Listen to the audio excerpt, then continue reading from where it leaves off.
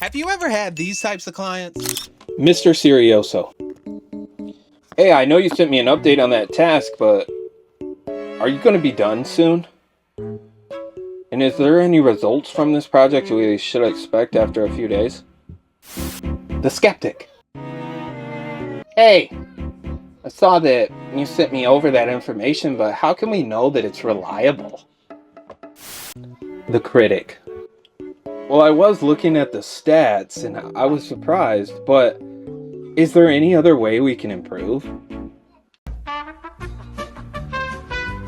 Have you ever had a situation with a client and you couldn't find out how to get a solution? Today, I want to guide you through and show you how to master client management. The psychological level of engaging with clients is the most important part of dealing with a client. I want to show you how to focus in on what they're thinking, and even if you don't know what they're thinking, how to meet them where they are through service. Let's jump right into it.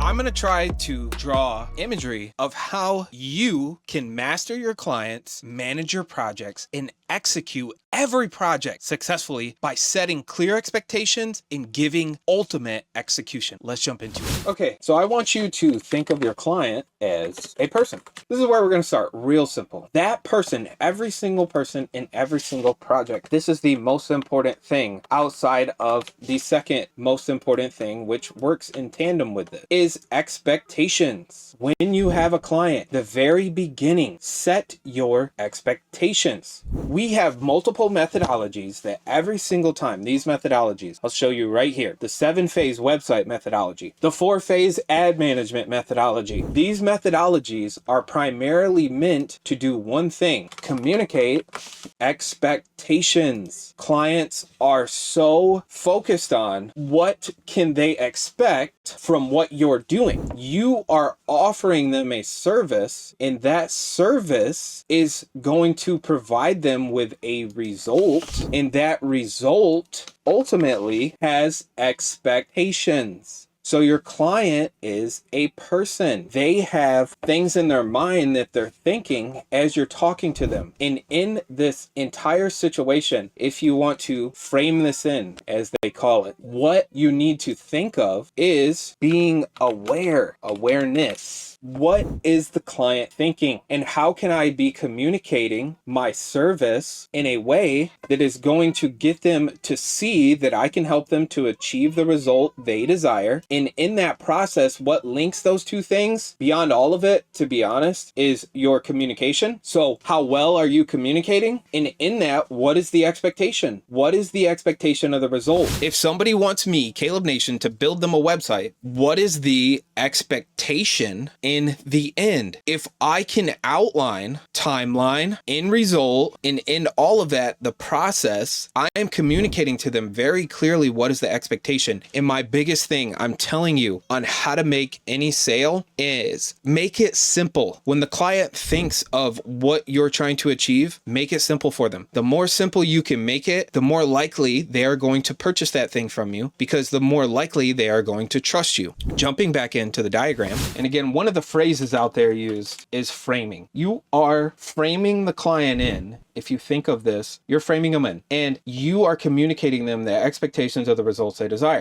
By doing that, you are going to psychologically, now this is so important, you're going to psychologically remove what you can't see, which is the most important part to somebody buying your service. You're going to psychologically remove the barriers. Every client has barriers, and ultimately, why is it that you are the best service provider to give this client, and what every client wants, the end result they desire? So if you think of these barriers, so barriers, let's say we're going to line out these barriers here. You have barrier number 1, which is price. You have barrier number 2, which is how will you achieve the thing, the result? How will you get this client to the end result? How will you overcome these barriers? And know these things exist primarily not in what you can see. I guarantee you 100% they exist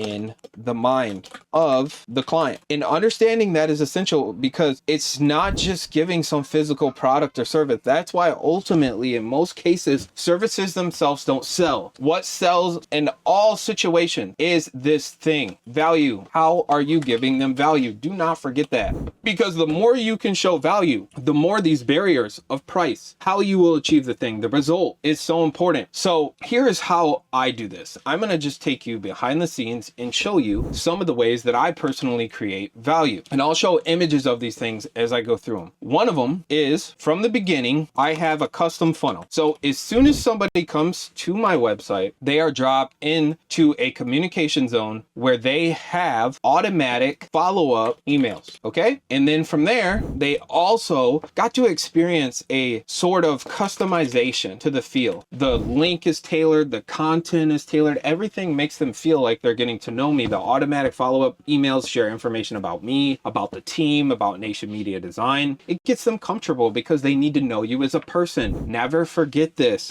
Your client is a person. They are not a product. They are somebody made in the image of God, and they need to see the value of the service that you're offering them. So from there, then what happens? We have our discovery call. In that discovery call, from there, what happens is I have a presentation that I go through. That presentation is tailored specifically to communicate the value to the client with the specific services that they want. This communicates high-end value. It gives a physical representation, also followed by much methodical practice to bring the presentation to them to show this is how I can help you to achieve the results you want. These are the people. So what is this broken down to? These are the people who I've helped. So I have case studies. A big thing is this is the software, or the we call technology, and also getting them to envision themselves in that because they are a person. Never forget this. When you are going to communicate to a client and you're communicating to them the expectations, you are communicating to them your project, your methodology, everything that you're trying to communicate to them, never forget they are a person. They are just like you. Maybe different personalities, different skin color, but they are a person made in the image of God. What does that mean? They're valuable. They need to see value. They need to see value in what you do. And the more you can increase your value in their image, the more ultimately they're going to see value in you and want to purchase what you're offering them.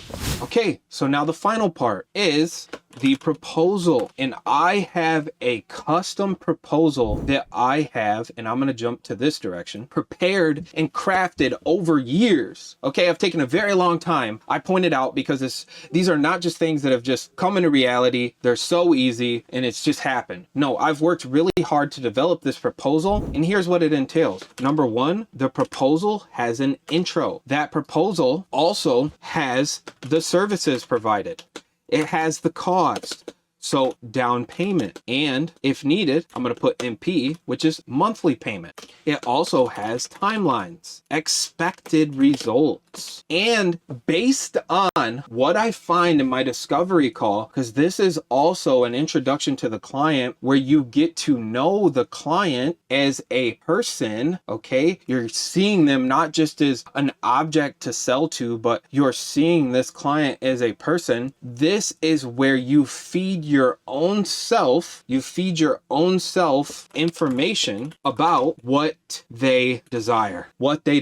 Because in doing that, you need it specifically for a core reason. Your proposal needs to then be framed in such a way that it then communicates back to providing value to them. All right, I've shown you how I clearly from the beginning give the client expectations, and I hope that this helps you in your journey to figure out maybe where there's a disconnect, because the better you can communicate expectations, the better you can communicate value, the higher level jobs you're going to get, and ultimately too, the more clients you're going to retain. And the more you scale your business, you need to master those two things: client retention and also client apprehension. Framing a client in, being aware of what they want, and knowing how to communicate value to them. Thank you so much for sticking around to the most professional digital marketing channel, and it's Caleb Nation from Nation Media Design. And if you haven't, please like and subscribe. I'd greatly appreciate that. Have a great day. See ya.